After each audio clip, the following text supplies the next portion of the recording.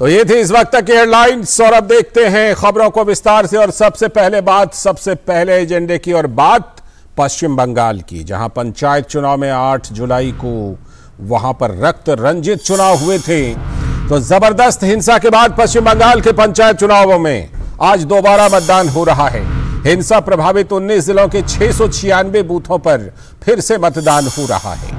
और आज राज्यपाल सीबी आनंद बोस दिल्ली में केंद्रीय गृह मंत्री अमित शाह से मिलकर राज्य के हालात पर चर्चा कर सकते हैं और हिंसा से संबंधित रिपोर्ट भी सौंप सकते हैं। 8 जुलाई को हुए पंचायत चुनाव मतदान में जमकर हिंसा हुई थी, दर्जनों लोगों की जान चली गई थी और सैकड़ों घायल भी हुए थे। मतदान से पहले ही कलकत्ता हाईकोर्ट ने हिंसा को लेकर चिंता जताई थी, केंद्रीय बलों को लगाने का आदेश भी दिया था, लेकिन ठीक से तैनाती हुई नहीं। सत्ता पक्ष और विपक्ष में केंद्रीय बलों की मुस्तैदी को लेकर आरोप प्रत्यारोप। हिंसा प्रभावित इलाके में नहीं हुई थी सीआरपीएफ की तैनाती। इस बीच विपक्ष के तमाम नेताओं के साथ ही कांग्रेस नेता अधीर रंजन चौधरी ने भी हिंसा को लोकतंत्र की हत्या बताया है। तो पश्चिम बंगाल में पंचायत पर कब्जे वाली सियासत ने रक्त रंजित कर रखी है जमीन। टीएमसी पर बूथ लूटने और बैलेट बॉक्स लूटने का आरोप है। राज्य चुनाव आयोग का दावा था कि चुनाव प्रक्रिया में कानून व्यवस्था बनाने के लिए 8000 लोगों के खिलाफ नॉन अवेलेबल वारंट जारी किए गए हैं, लेकिन कोई भी ये उपाय काम नहीं आया। आयोग ने दावा किया था कि 20,000 से भी ज्यादा लाइसेंस आर्म्स भी जब्त किए गए हैं, लेकिन अब उन पर भी सवाल उठ रहे हैं कि यह हिंसा फिर कैसे हुई।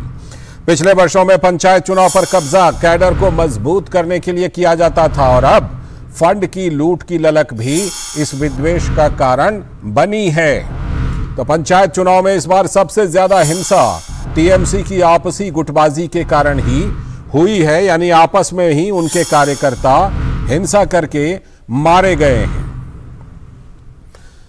हमारे संवाददाता कोलकाता से प्रसेनजीत बख्शी हमारे साथ जुड़ चुके हैं इस पर चर्चा करने के लिए। प्रसेनजीत, आज 19 जिलों में करीब 700 बूथों पर यह मतदान हो रहा है, लेकिन यह सवाल है कि जिस तरह की व्यापक हिंसा 8 जुलाई को दिखाई पड़ी थी, क्या यह पर्याप्त है 700 बूथों पर पुनर्मतदान करवाना? क्योंकि बूथों की संख्या तो करीब 74,000 से भी ऊपर है। देखिए, थोड़ी देर पहले प्रदेश की जो लीडर ऑफ अपोजिशन है और बीजेपी नेता शुभेंदु अधिकारी ने बताया जी कि उनके पास 1000 से ज्यादा वीडियो फुटेज आ चुके हैं, 1000 अलग अलग बूथों से, जहां पे किस तरह से बूथ जैमिंग किया जा रहा था इसका। और उन्होंने बताया कि मेरे पास कल तक, आज किसी का मौत के कारण हाईकोर्ट में शायद कार्रवाई बंद है, तो किसी वकील की मौत के कारण, तो कल वो पहुंच रहे हैं हाईकोर्ट। और उनका कहना है कि 18 से 20,000 बूथों की सबूत लेके वो पहुंचेंगे अदालत के सामने कि ये चुनाव के नाम पर किस तरह की एक तानाशाही का एक मौसम रहा 8 तारीख को। और जैसे मैंने किसी से बात कर रहा था, तो थोड़ी देर पहले मैं बोल रहा था कि पूरे देश में अब बारिश की कहर है और बंगाल में चुनाव की कहर है। मतलब जिस तरह से आज अभी का बात अगर कहे तो करीब 42 या 43 लोगों की मौत 8 जून से आज 10 जुलाई तक हो चुके हैं। तो इसमें चुनाव का क्या मतलब है? आप जो कह रहे थे कब्जे वाली चुनाव, ये सिर्फ 87,000 करोड़ रुपया की कब्जा करने की चुनाव है और इसी का पूरा जो इंतजाम। जी, माफी चाहता हूं, मैं थोड़ा सा लाइन में बिल्कुल, आप फिर से जुड़ गए हैं, बात जारी रखिए दादा। अभिषेक बनर्जी का जो नवजुआर प्रोग्राम रहा करीब 1-1.5 महीने का, बताया ये जा रहा है, आरोप ये लगाया जा रहा है कि ये जो हिंसा है, ये हिंसा का पूरा जो प्लानिंग, ये अभिषेक बनर्जी अपने 1-1.5 महीने की वो जो यात्रा, उस 100 करोड़ रुपया की यात्रा में ये हिंसा की जो ब्लूप्रिंट है, ये बना के आए थे। और कहानी ये नहीं है, चाहे वो तृणमूल के लोग मरे, चाहे बीजेपी के लोग मरे, चाहे सीपीआईएम या कांग्रेस के लोग मरे, यहाँ पे अजीब सा एक सफाई दिया जा रहा है कि तृणमूल का लोग भी मरे हैं। तो मतलब तृणमूल का लोग भी अगर मरे तो मतलब वो डेमोक्रेसी में तोलमोल का हो गया है। इस तरफ जितने लोग हैं उस तरफ भी उतने लोग हैं। अगर इसी को हम लोकतंत्र मानते हैं तो ये लोकतंत्र है बंगाल की कम से कम। दादा एक बात और है कि ये पश्चिम बंगाल के राज्यपाल अभी दिल्ली में हैं, सीबी आनंद बोस, और आज केंद्रीय गृह मंत्री अमित शाह से मुलाकात करने की संभावना है। हिंसा पर रिपोर्ट सौंप सकते हैं। इस मामले में वहां पर कोलकाता में कुछ खबर लग रही है क्या कि उस हिंसा की रिपोर्ट में क्या बातें हो सकती हैं? क्या कुछ स्पेशल रिकमेंडेशन भी हो सकता है क्या? देखिए लालचंद, स्पेशल रिकमेंडेशन के बारे में तो मैं नहीं कहना चाहूंगा कि वो पूरी तरह से राज्यपाल के अपने दायरे में है।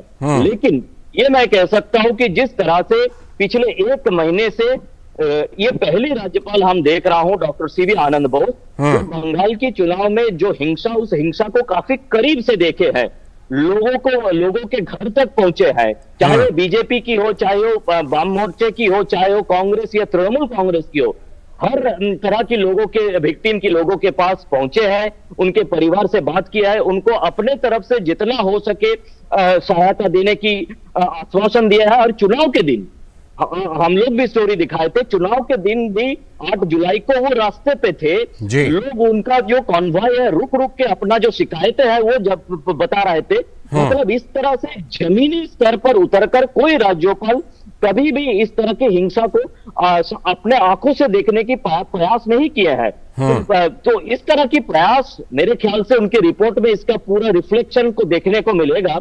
और उसके बाद किस तरह से वो किसी सिफारिश करे, किस तरह की बात करे, ये तो उनके ऊपर है। लेकिन इनका डिटेलिंग इतने अच्छा रिपोर्टिंग होने जा रहा है, मेरे ख्याल से किसी प्रदेश की किसी गवर्नर का वायलेंस के ऊपर इतना अच्छा रिपोर्टिंग अभी तक हुआ नहीं है। लालचंद दादा एक सवाल, ममता बनर्जी सरकार पर, प्रशासन पर, पुलिस पर सवाल तो हैं ही, लेकिन सबसे ज्यादा सवाल इस बार अगर उठाए तो राज्य के चुनाव आयोग पर उठाए। और दोनों सवाल राज्य चुनाव आयोग से जुड़े हुए हैं कि एक चरण में चुनाव कराने की जिद क्यों पकड़ी राज्य चुनाव आयोग ने, जबकि सब लोग मांग कर रहे थे कि ऐसे हालात में हिंसा की इस आशंका के मद्देनजर ज्यादा चरणों में चुनाव हो। और दूसरी बात यह कि जो केंद्रीय बलों की तैनाती है उसको लेकर पहले अदालतों में आनाकानी की, हाई कोर्ट से लेकर सुप्रीम कोर्ट तक, और उसके बाद फिर से ठीक से तैनाती भी नहीं होने दिया।